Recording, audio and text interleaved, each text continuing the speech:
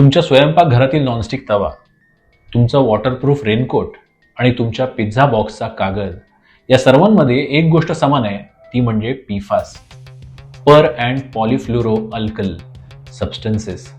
शास्त्रज्ञ याला forever chemicals असंही म्हणतात, कारण यातील कार्बन आणि फ्लोरीनचा बंध निसर्गातील सर्वात मजबूत बंध आहे आणि हे केमिकल कधीही नष्ट होत नाहीत, ना मातीत, ना पाण्यात, ना तुमच्या शरीरात. एकदा का हे तुमच्या शरीरात गेले की पिढ्यानपिढ्या तिथेच राहतात आणि त्याचे मुख्य परिणाम हे असे असतात, म्हणजेच मूत्रपिंड कर्करोग, टेस्टिक्युलर कर्करोग, थायरॉइडचा कर्करोग, वंध्यत्व किंवा गरोदरपणात उच्च रक्तदाब.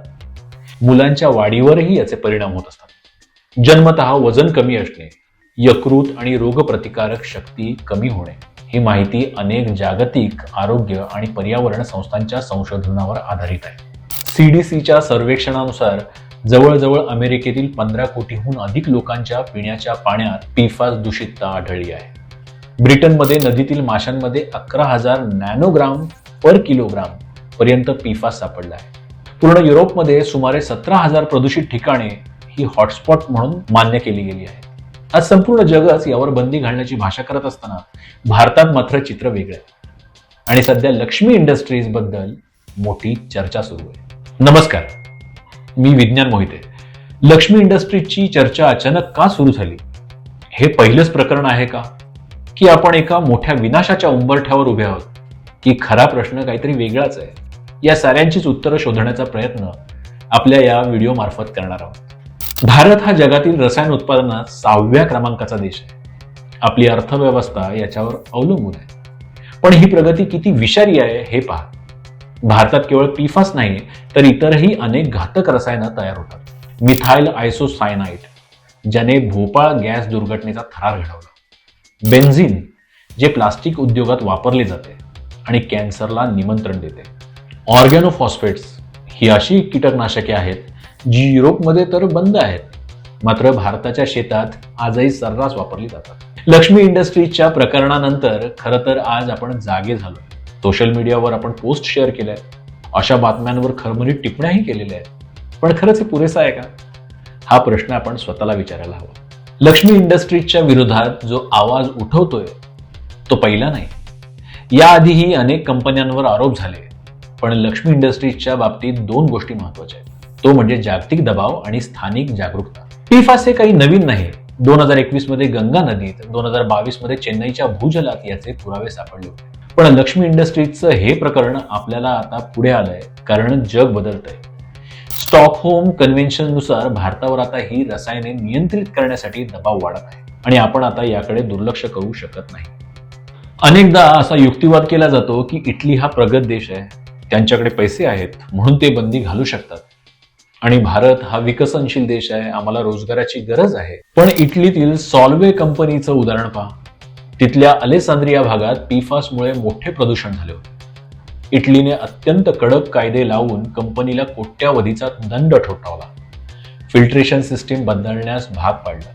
प्रश्न इतकाच आहे की इटलीतील बालकांपेक्षा भारतीय बालकांचं आयुष्य कमी मोलाचं आहे. विकासाच्या नावाखाली आपण नकळत भविष्यातील पिढीचं बलिदान तर देत नाही आहोत ना. सर्वात महत्वाचा प्रश्न हा उत्पादनाचा नाहीच आहे, तर विल्हेवाटीचा, डिस्पोजलचा आहे. पीफास नष्ट करणे सोपे नाही. सामान्य सांडपाणी प्रक्रिया प्रकल्प याला नष्ट करू शकत नाही.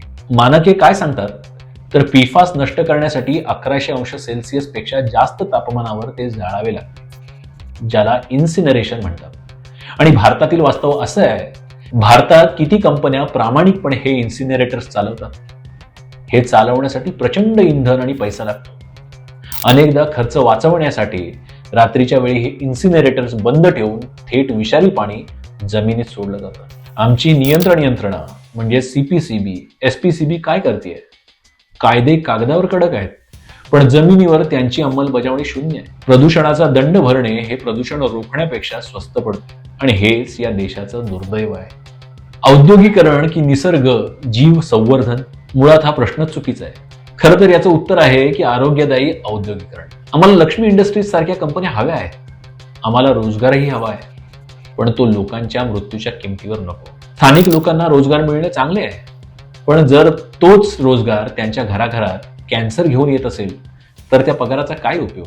आम्हाला काय हवे आहे तर पारदर्शकता. प्रत्येक कंपनीने जाहीर करावं की ते किती प्रमाणात पीफास वापरत आहेत. कडक अंमलबजावणी.